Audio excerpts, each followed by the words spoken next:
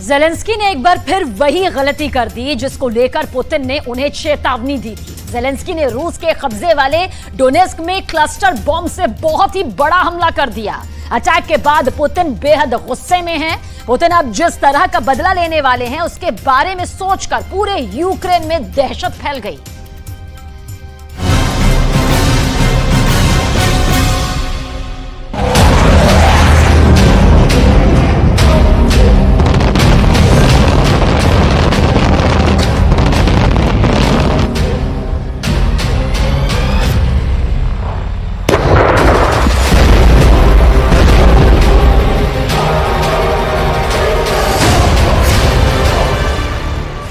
Biden को जिसका डर था, ज़ेलेंस्की ने वही गलती कर दी।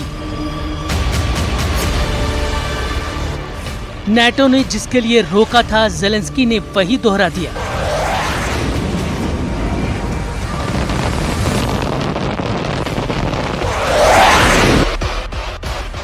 पूरी दुनिया जिसे लेकर घबराई थी, ज़ेलेंस्की ने वही कदम उठा लिया।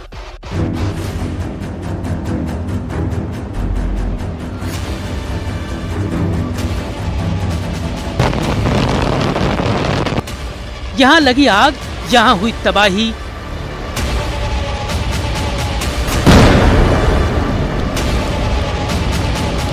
यहां हुई बमबारी का सबसे बड़ा खलनायक ज़ेलेंस्की को बताया जा रहा है। ज़ेलेंस्की ने यहां वो बम गिराया जिस पर लिखा था कि इसे इस्तेमाल किया तो पुतिन जान ले लेंगे। यह है बाइडेन का क्लस्टर बम, जिससे ज़ेलेंस्की ने पुतिन के कंट्रोल वाले शहर को टारगेट किया है। ये बम जहां जहां गिरा, सब कुछ खत्म हो गया। पुतिन का सब्र भी अब टूट गया है। पुतिन ने जिसको लेकर चेतावनी दी, ज़ेलेंस्की ने वही कर दिया। पुतिन के अल्टीमेटम के बावजूद ज़ेलेंस्की ने रूस की धरती पर क्लस्टर बम से कहर बरपा दिया।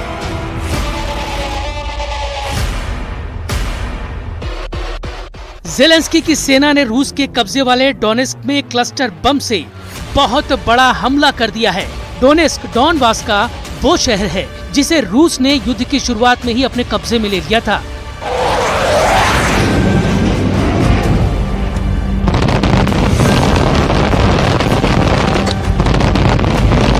किसी भी युद्ध का ये नियम होता है कि सेना रिहायशी इलाकों को निशाना नहीं बनाती, नागरिकों पर हमले नहीं करती। लेकिन इस युद्ध में ये नियम टूटे और बार बार टूटे। कभी रूस ने तो कभी यूक्रेन की सेना ने रिहायशी इलाकों पर गोले दागे, ड्रोन से हमले किए। लेकिन इस बार ज़ेलेंस्की ने बहुत ही खतरनाक कदम उठा लिया। ज़ेलेंस्की की सेना ने डोनेस्क में एक यूनिवर्सिटी पर क्लस्टर बम से हमला कर दिया।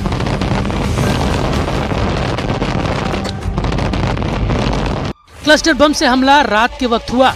हमले के बाद बिल्डिंग के आसपास अफरा तफरी मच गई, चीख पुकार मच गई। पूरी बिल्डिंग धूं धूं कर जलने लगी।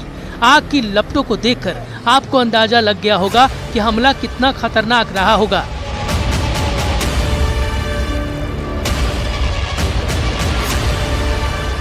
रूस के कब्जे वाले डोनेस्क के मेयर का आरोप है कि यूक्रेन की तरफ से क्लस्टर बम से हमला किया गया। आग पर काबू पाने के लिए 100 से ज्यादा फायर फाइटर्स को घंटों मशक्कत करनी पड़ी। रात के अंधेरे के बाद अब दिन के उजाले की तस्वीर और डराने वाली है। इस अटैक के बाद यूनिवर्सिटी की बिल्डिंग पूरी तरह से मलबे में तब्दील हो गई। आग इतनी भीषण थी कि कई दिन तक उस पर पूरी तरह से काबू नहीं पाया जा सका। क्लस्टर बम ने कुछ नहीं छोड़ा। अटैक के बाद सब कुछ तबाह हो गया।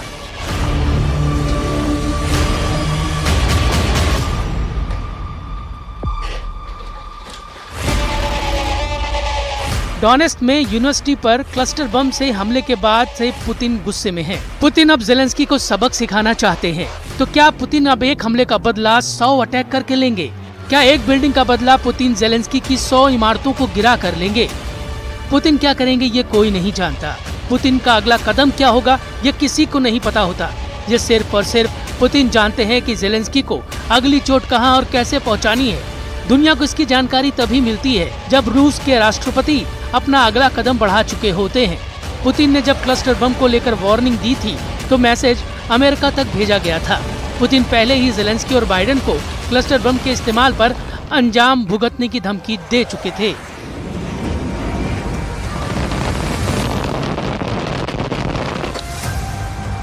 Думаю, к этому так и надо относиться. Делают они это не от хорошей жизни, а потому что у них дефицит боеприпасов вообще.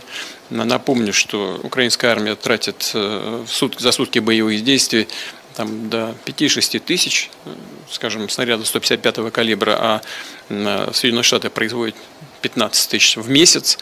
У них не хватает, и в Европе уже не хватает, но не нашли ничего лучшего, как предложить использование кассетных боеприпасов.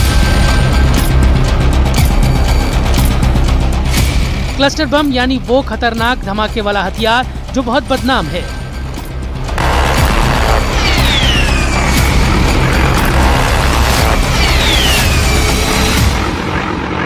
आधी दुनिया इससे नफरत करती है, लेकिन अब वही क्लस्टर बम ज़ेलेंस्की की मजबूरी बन गया है। यूक्रेन पर चौतरफा हमले के बाद ज़ेलेंस्की अब पलटवार में क्लस्टर बम से हमला कर पुतिन को डराना चाहते हैं। पुतिन का दावा है कि बड़े धमाकों के लिए यूक्रेन हर रोज 5 से 6 हजार तोप के गोले फायर कर रहा है।